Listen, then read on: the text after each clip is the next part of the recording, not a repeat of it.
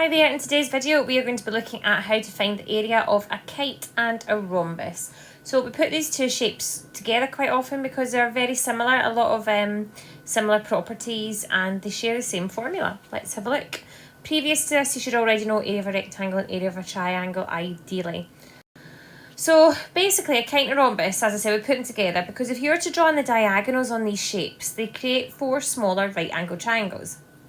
And one of the methods is you could work them all out individually, but that's a lot. Or we look at the surrounding rectangle, a bit like when we do a triangle. So let's prove how this works. So here is a rhombus on the left and a kite on the right. And what I've done is I've drawn the diagonals in and I've drawn the surrounding rectangles for each.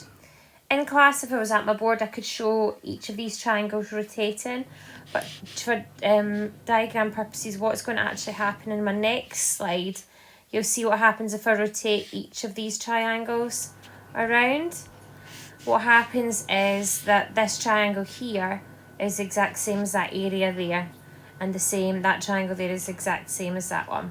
So let's have a look at what I mean. So there are the same shapes with all the four triangles rotated, and they fill all the gaps of the bits that would be cut off from the rectangle. So it's safe to say that the area of the shape on the inside is the exact same shape as the area of the cut out bits on the outside. So looking at the surrounding rectangle, the shape inside, be it the rhombus or the kite, is exactly half of what's on the outside. So we can say that the area is half of the surrounding rectangle. Now in triangle we talk about half length times breadth, half base times height. We can use the exact same terminology here. We can use length and breadth, base and height, focusing on the total width and the total height, or I could change it to diagonal 1 and diagonal 2, which is just a fancy way of saying half of the total length and breadth. So let's look at this example here. So the area is half of each of the diagonals. Now, although I haven't drawn the diagonals in, this one is 11 and this one is 8. It's just easier to show them on the outside rather than clutter up the diagram. So the area of this is just a half of 11 times 8. Remember, you've got two options here. You could do half of 88, or you could half the 8, making 4, and do 4 times 11, whatever method works for you. Either way, we get 44 centimetres squared.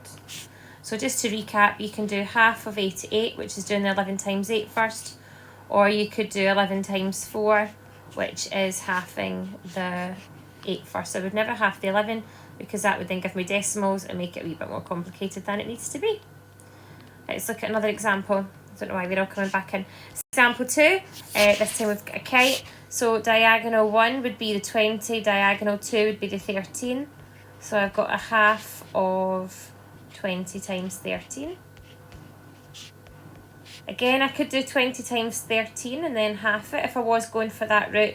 2 times 13 is 26. Add your zeros, 260. So we've got half of 260. Or half of 20 is 10.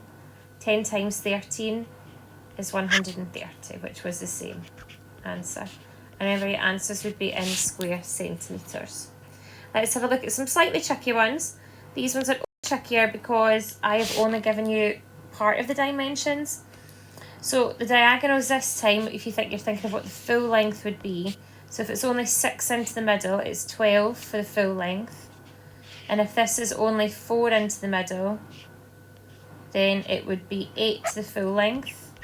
So your sum would be area equals 1/2 times 12 times 8. You can half either of these numbers.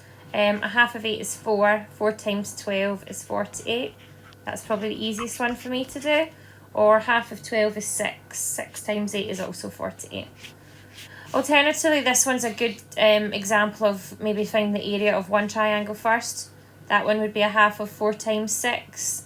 And a half times 4 times 6 is half of 24, which is 12.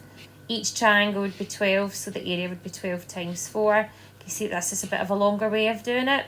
Rather than multiplying by 4 at the end, we'll just get the correct dimensions first of all. And my second one, area is half diagonal 1 times diagonal 2. So the first diagonal, if I go for the long one first, would be 8 plus 12, which is 20. So I've got 1/2 times 20 times, now the full thing here, if it's 9 into the middle, the full thing would be 18. So half of 20 times 18. Again, half of 20 in this case is 10. 10 times 18 is then 180. Probably the easiest way to do that sum there. Then if you want to go try some of these, I have got some examples on this slide here. First 6 are all rhombuses, rhombi, and the second 6 are all kite. Some of them will test your numeracy skills, particularly using a couple of decimals in a few of them. And then if you unpause, your answers are all next to the diagrams. I hope this has helped. Thanks so much for watching.